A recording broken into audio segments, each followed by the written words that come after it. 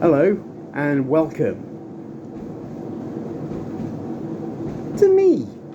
Hi, it's Will Nitro here. Ladies and gentlemen, this is WCW Saturday night,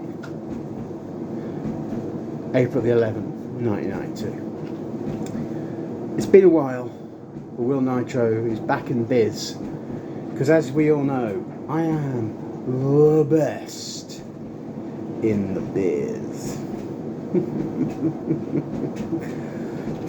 So the opening match of the evening. Well, before I get to that, I will start with the host.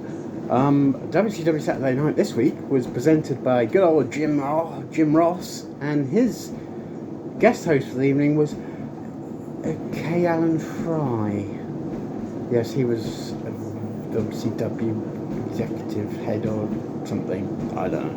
But yeah, he was there. And stick to me in the background, mate. Yeah, don't commentate. You're not very good. Yeah, so the opening match of the evening was a handicap match. And this was between the number one contender to the WCW World Heavyweight Championship, Big Van Vader. It's Vader time!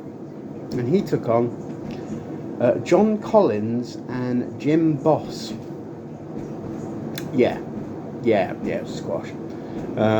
As you can imagine, Big Van Vader got the victory quite easily. Really, literally, the others didn't have any offense whatsoever. So that was that, really. Before the match, they showed a clip of Worldwide. I don't know if it was a week before, a couple of weeks out, I'm not sure. But they showed Big Van Vader attacking Sting. He did the Vader Bomb on him. Well, it was like he was running across. Well, they called it the Vader Bomb, but it's not. Then he hit Sting in the back with a chair, and then off the second rope he did the Vader Splash. And they were like saying, "Oh, Sting's really injured here." He may well be. But I think that was just to show how powerful that Vader is at that point in time.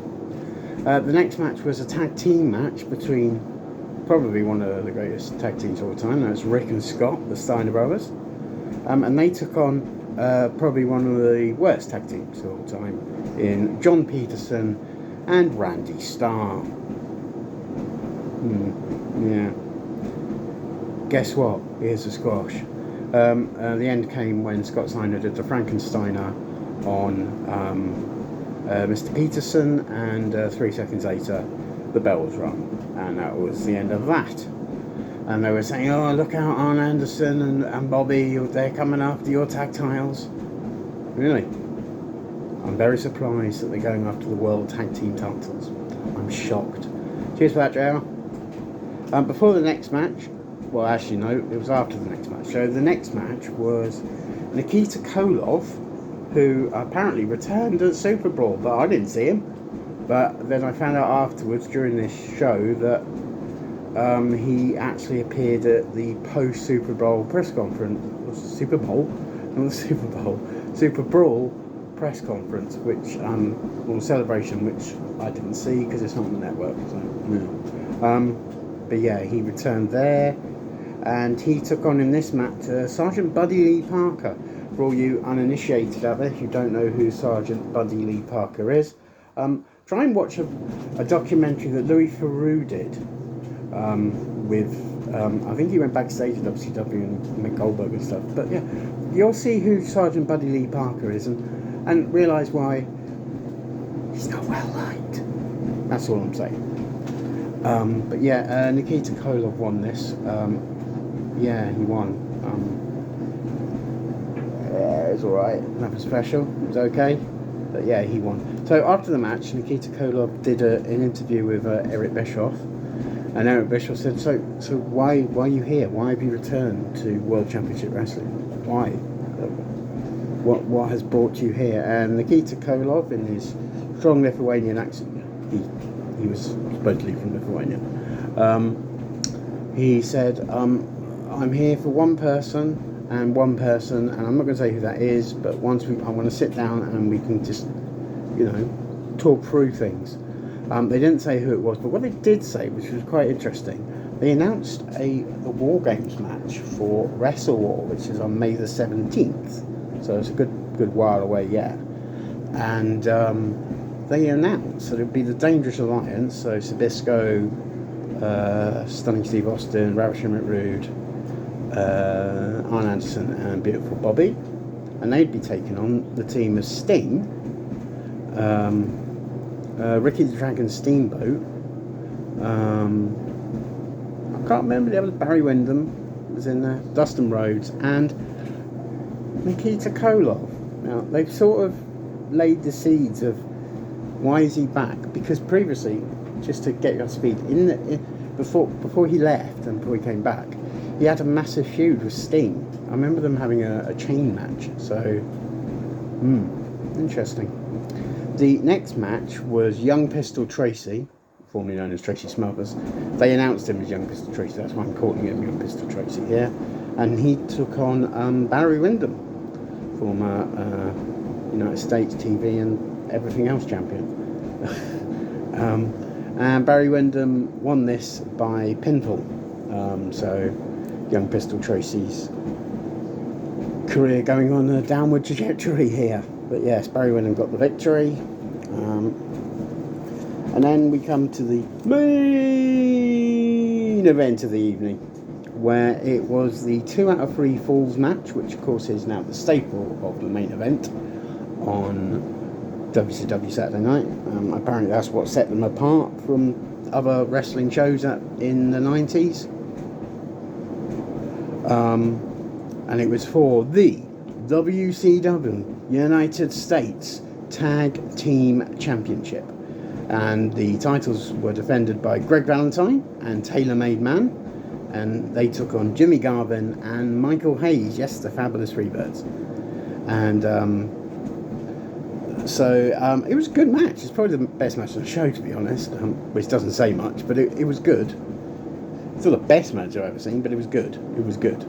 The first match first fall, went to Greg Valentine and Taylor Made Man when Jimmy Garvin was attacked, and Greg Valentine basically just pinned him. A 1, 2 and a 3. They win the first fall.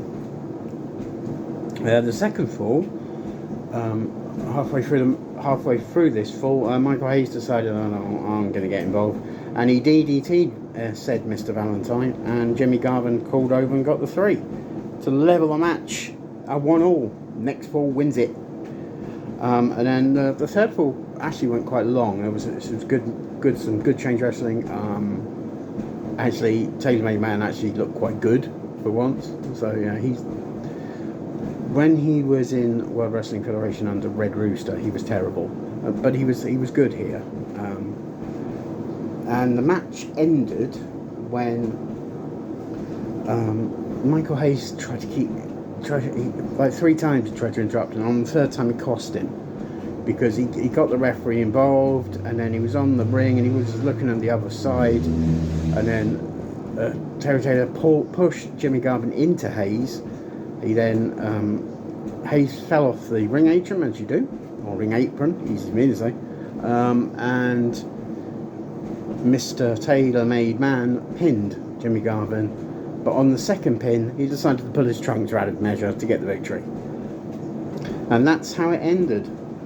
Greg Valentine and Taylor Made Man, still your United States Tag Team Champions. After the match, they stood at ringside, and Kay Allen Fry said, I think they should get a rematch. During the commentary, he said, there's no excuses. Him and JR said there's no excuses if you lose in a 2 or 3 fall match. Yet then, within 20 minutes, they were saying, they can have a rematch. There you go, again, another shoddy, stupid WCW booking decision. Now, talking of booking decisions, during this show, Mr. Fry came out with the rules, because there's been some shenanigans going on by lots of different people. Good guys, bad guys, or women, everything.